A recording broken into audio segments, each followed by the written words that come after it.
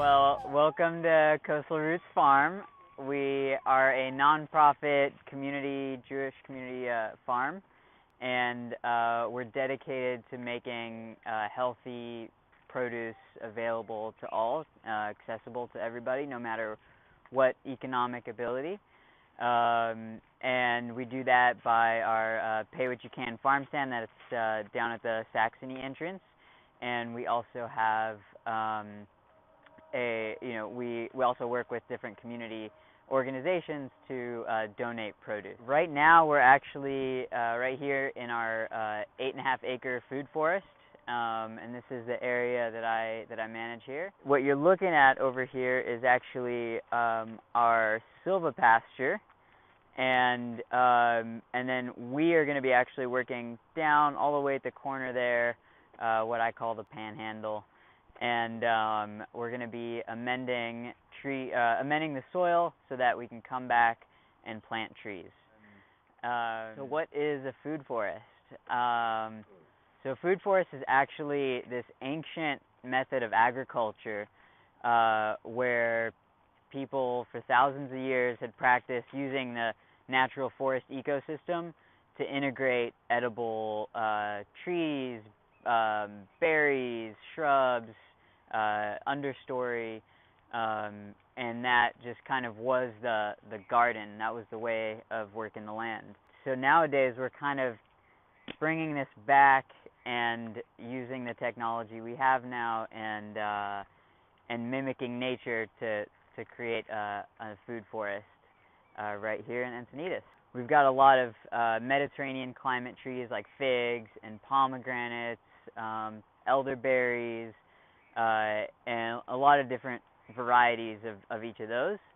And we're going to just be continuously adding on to that with other trees. We're trying to amend soil here. We're trying to build that layer of topsoil that we rely on for growing all of our food.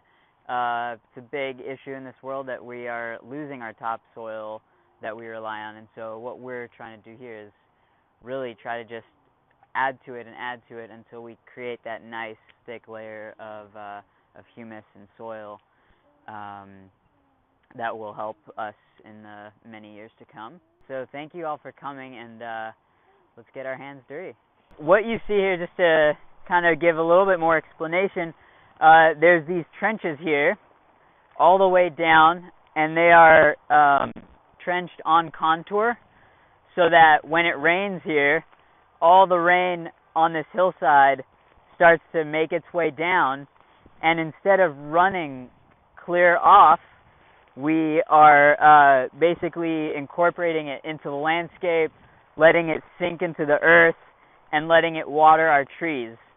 So now, in between these Pioneer Cave wattles, we have pomegranates on this row, and so even in this rain that we recently had, just half an inch, not much, but these did fill up a bit, and then immediately after, you see a lot of little plants started to sprout, and so this is happening all the way down, and this is kind of our way to passively harvest the rainwater and take advantage of natural resources.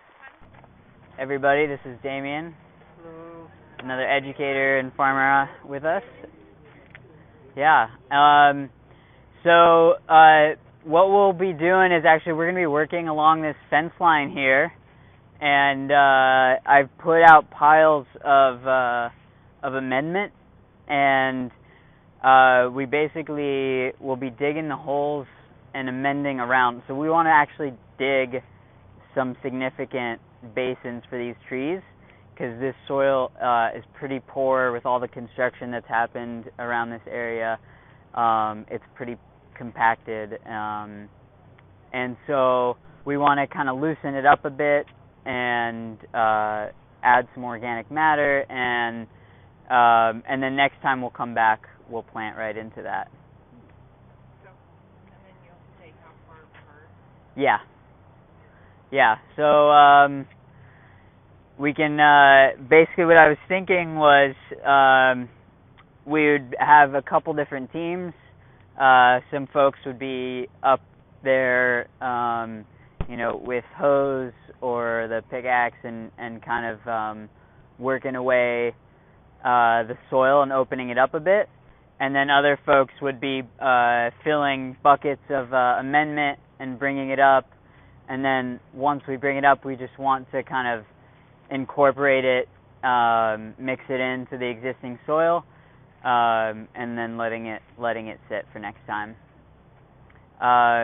So we can dig as many holes as we can get to, and then plant that up next time. So it's really. How far apart should the holes be, and how deep? We're gonna do about 10 feet apart, and then the depth, I would say, if we can get to about 2 feet down, that would be awesome. If we don't get that far, that's okay too. But let's just aim for maybe twice of a shovel length. What's the amendment made out of? The amendment is just basically 1 part compost, and then the other part is kind of it's been a pile of all kinds of things that we've let compost over time, like mulch and tree branches and all kinds of other things. And so it's and like just soil from this area. So we don't want to have it be too high in like fresh compost, which is why I diluted it. And we want to mix it in with the soil that's existing, because what happens is if you just basically dig a hole for a tree and you just put really yummy soil in there, but then there's this real stark contrast between that and the rest of the earth. The tree will basically just act as if it's planted in a pot, and its roots will just hang out in there. And so that's why you want to kind of you want to amend, but you don't want to amend too heavily. If it's in like soil that's pretty sandy, pretty beat up and compacted. So we're digging the hole and amending it in the hole, or in the dirt that's come out of it, so when you put it back in, it's going to be amended? Both. Okay. Yeah, we're amending the area around the hole and in the hole. We get the 2 feet kind of just dig Yeah. in there? Yeah, exactly. How wide should the hole be? Say about 2 feet by 2 feet. 2 feet deep. And 2 feet deep. Yeah, wider the better. What's that? 3 feet by 3 feet. 3 feet by 3 feet's great. Yeah. I think different areas will be different, because some places will be easier to dig than others. So that's why I don't have like a hard and fast answer, because it's not that exact of a science. But the bigger space that we can give it, the better. Yeah. All right. Grab some shovels and start digging. 10 feet apart, right? 10 feet apart, yeah. Are you going to go up there and Yeah. show us Yes. exactly? Yeah. I'm gonna head up there myself too. Should I grab a pickaxe? I can start digging holes. Yeah, let's do it. Let's grab some pickaxes and start loosening it up.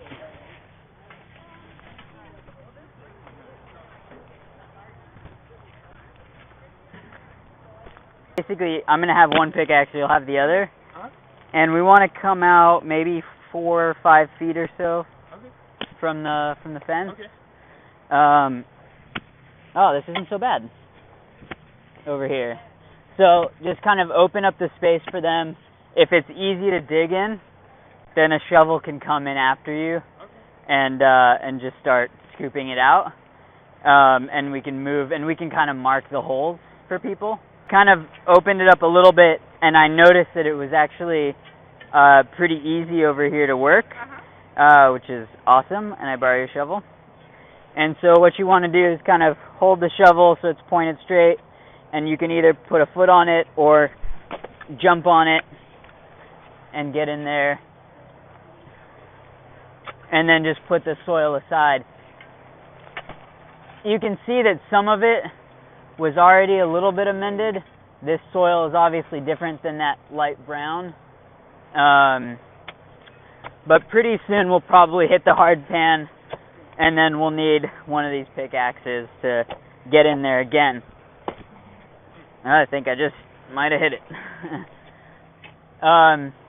So we want to do the hole about 4 to 5 feet away from the fence line, and coming out, say about this big.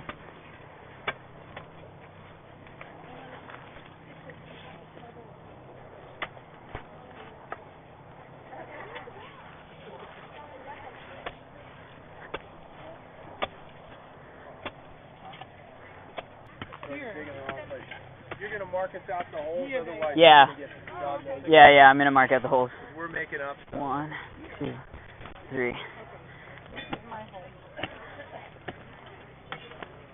So right here, yeah. And don't get any closer than this to the fence. Don't get any closer. Yeah. To the fence. Yeah.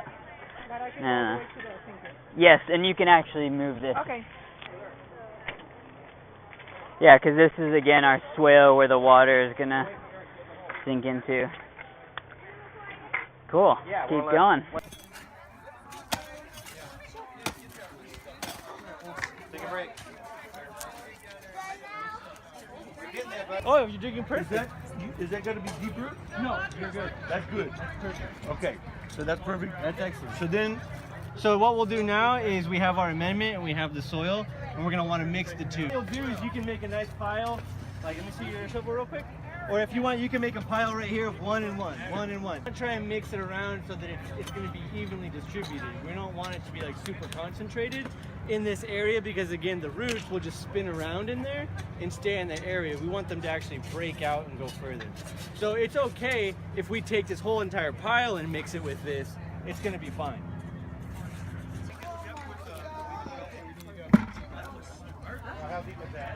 So I'm Dr. Stefan Kasian. I'm a clinical faculty at Pasteur University Clinic in Sorrento Valley, San Diego. And I first heard about the LegTag Foundation when I was doing some community service with Pasteur in May of this year, 2016. It was called EcoFest, where this Coastal Roots farm featured vendors from the local community to show their wares and give away free coupons for the clinic. So we did a table and we offered free visits to our clinic, and I met with Farmer D and the staff here, and it was a great opportunity that we coordinated a meeting with our school officials and LegTag, Coastal Roots Farm as well. And that's when I mentioned to Farmer D that we have this community of volunteers that would like to help plant trees, and that's how this started. It's very exciting because this is just the dream that Amma's had of planting millions of trees around the world, and we're doing our part. So, very glad to be part of this.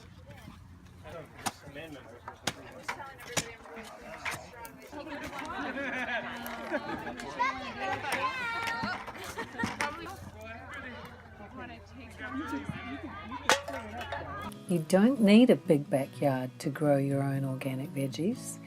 Anyone with a windowsill can have an organic garden. Trees, animals, birds, plants, forests, mountains, lakes and rivers. Everything that exists in nature is in desperate need of our kindness, compassionate care and protection.